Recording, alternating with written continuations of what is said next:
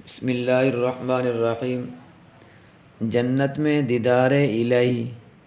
حق تعالیٰ کا دیدار وہ سب سے بڑی نعمت ہے جس سے اہل جنت کو نوازا جائے گا،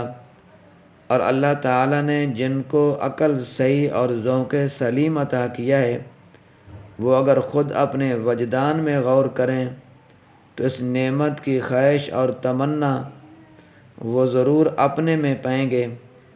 اور کیوں نہ ہو جو بندہ اپنے خالق اور رب کی بے شمار نعمتیں اس دنیا میں پا رہا ہے اور پھر جنت میں پہنچ کر اس سے لاکھوں گنا نعمتیں پائے گا، تو لازماً اس کے دل میں یہ تمنا اور تڑپ پیدا ہوگی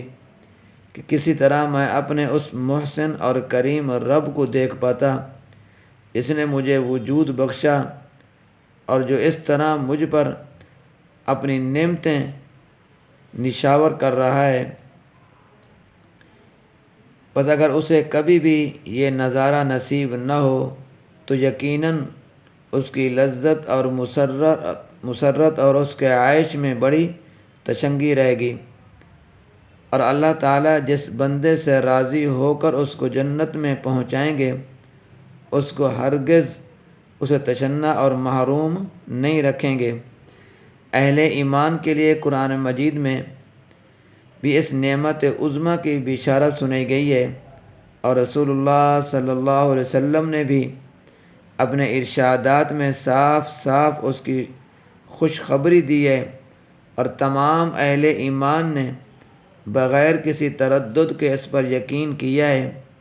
لیکن بعض ایسے طبقے اور ایسے لوگ جو آخرت کی چیزوں کو بھی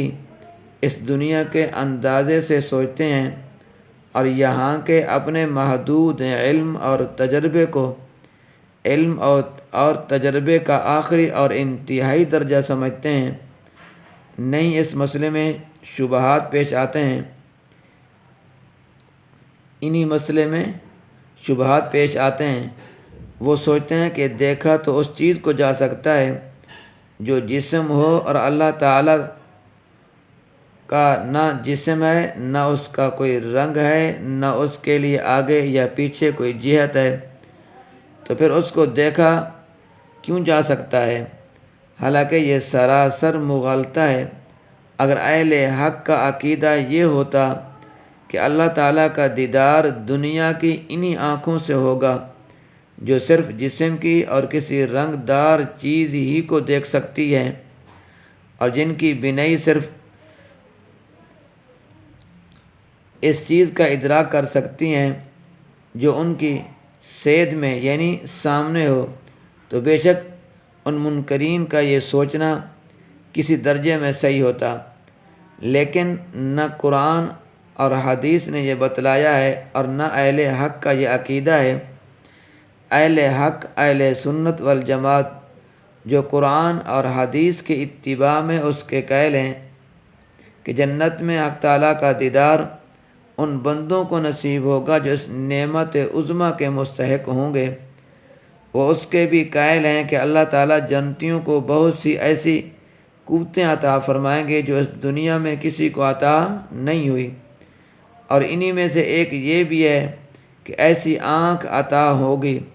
جن کی بینائی کی قوت اتنی محدود اور کمزور نہ ہوگی جتنی کہ اس دنیا میں ہماری آنکھوں کی ہے، اور انہی آنکھوں سے اہل جنت کو اپنے اس رب قدوس کا دیدار نصیب ہوگا جو نہ جسم ہے، نہ اس کا کوئی رنگ ہے، نہ اس کے لیے کوئی جہت ہے، بلکہ وہ ان سب چیزوں سے وراء الورا ہے۔ وہ نور ہے، سراسر نور ہے، اور سارے انوار کا سرچشمہ ہے۔